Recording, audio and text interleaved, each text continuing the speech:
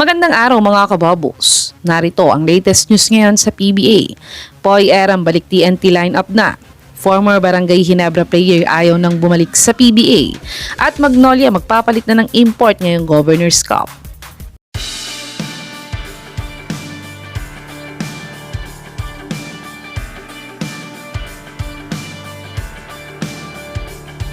Sa sobrang ang daming injured at inactive players ng TNT ay halos puro reserve players na nila ang naglalaro sa kanila ngayon. At sa last game pa nga nila ay nadagdagan na naman ang mga injured players nila. At ito pa nga mga star players nilang si Jordan Heading at RR Pugoy. Kaya't si Stingray na nga ang nag-take over sa laban nila kontra sa Converge. Pero ayon nga sa reports ng Spin.ph, ay activated na nga daw ang bigman nilang si Poy Eram kapalit ang kaka-injured lang na team captain nilang si RR Pugoy. Sa tingin niyo mga kababos, magiging game changer kaya ang pagbabalik ni Poy Eram ngayong conference? I-comment niyo na po yan sa baba. Tumungo naman tayo sa balitang ayaw na daw bumalik ng former Ginebra player sa PBA. Nanalo nga ang Gene Kings kontra sa Meralco Boats sa score na 84-75. At ang best player ng larong ito ay si RJ Abarientos na nagtala ng 27 points, 3 rebounds at 10 out of 17 siya sa field goal made niya sa kanilang panalo. At sa panalo nga ang ito ng Barangay Ginebra ay nag-improve nga ang standings nila ngayong conference na 2 wins at 2 losses.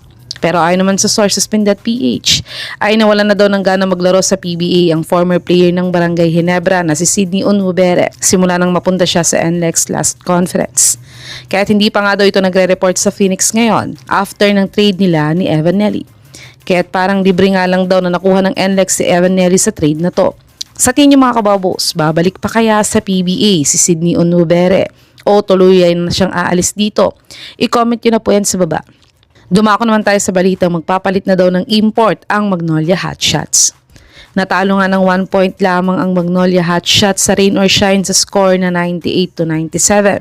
At ang best player ng larong ito ay si Adrian Nukum na nagtala ng PBA career high niyang 31 points, 9 rebounds at 11 out of 16 siya sa field goal made niya sa kanilang panalo.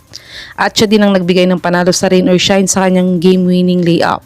Pero ang highlights nga ng larong ito ay ang pagmintis ng import ng Magnolia sa game-winning shot sana niya at pagiging scoreless niya sa fourth quarter ng larong ito. Kaya dahil dito nga ay madami nang nagrarant na Magnolia fans na magpalit na sila ng import ngayong conference. At ayon naman sa source ito ay naghahanap na nga daw ang Magnolia management ng possible na replacement import para kay KJ Buffin ngayon dahil hindi daw available si Tyler Bay na first choice sana nila dahil siya ay kasalukuyang naglalaro para sa Homenet Men Beirut sa Lebanese Basketball League. Sa tingin mga kababos, dapat na bang palitan ng Magnolia Hotshots ang import nila ngayong Governor's Cup? I-comment nyo na po yan sa baba.